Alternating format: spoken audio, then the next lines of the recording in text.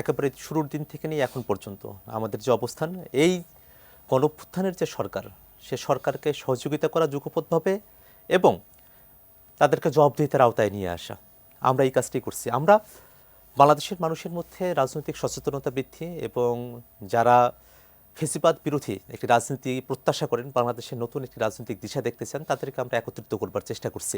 একই সাথে সরকার যখন বিভিন্ন জায়গায় তাদের ব্যর্থতার পরিচয় দিচ্ছেন, সেই জায়গাগুলোতে আমরা আমাদের বক্তব্য উপস্থাপন করছি। বিশেষত এই যে গত কিছুদিন ধরে বিভিন্ন জায়গায় খুনের ঘটনাগুলো ঘটছে, সে জায়গায় কেন এখন পর্যন্ত সুস্পষ্ট কোনো আমরা ব্যাখ্যা পাচ্ছি না, কেন এখন পর্যন্ত সবাইকে গ্রেফতার করা সম্ভব হচ্ছে না, কেন এখন পর্যন্ত পতিত ফেসিবাদী দোসররা যারা আছে, যারা গণহত্যা করলো, 2000 মানুষকে হত্যা করলো, তাদের বিচার প্রক্রিয়া কেন এখন পর্যন্ত দীর্ঘায়িত হচ্ছে, কেন এখন পর্যন্ত ছাত্রলীগের সন্ত্রাসীরা বিভিন্ন জায়গায় বুক ফুলে ঘুরে বেড়াচ্ছে, আমরা কিন্তু এই প্রশ্নগুলো সরকারের কাছে রাখছি।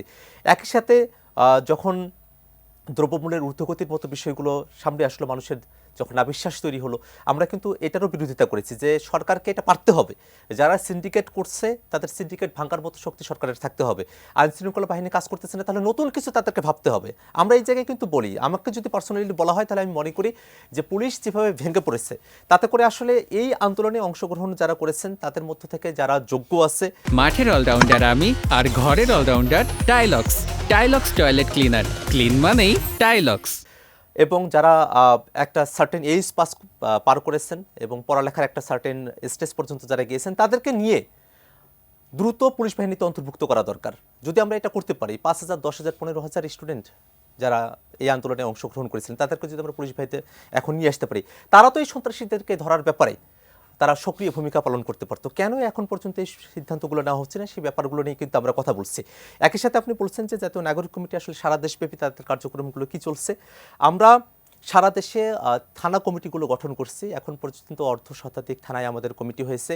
আমাদের আইনজীবী, ডক্টর, তারপরে শ্রমিক, তাদের জন্য আলাদা আলাদা উইং নিয়ে আমরা কাজ করতেছি। এবং একই সাথে আমরা বিভিন্ন জায়গায় আমাদের রাইজিং প্রোগ্রামগুলো করছি, যেখানে আমাদের রাজনৈতিক যে বক্তব্য সেগুলো আমরা পরিষ্কার করবার চেষ্টা করছি। এখানে একটা বিষয় হলো, জাতীয় নাগরিক কমিটি একটি রাজনৈতিক উদ্যোগ, এটা ইটসেলফ কোনো রাজনৈতিক দল নয়। আমরা মনে করি জাতীয় নাগরিক কমিটি একটা রাজনীতির ভাষা নির্মাণ করার চেষ্টা করছে, একটা ভাষার কথা বলছে রাজনীতিতে। সেই রাজনীতির ভাষার ভিত্তিতে বাংলাদেশে একটা নতুন রাজনৈতিক দল তার আত্মপ্রকাশ হয়তো সম্ভবপর হয়ে দাঁড়াচ্ছে আর কি।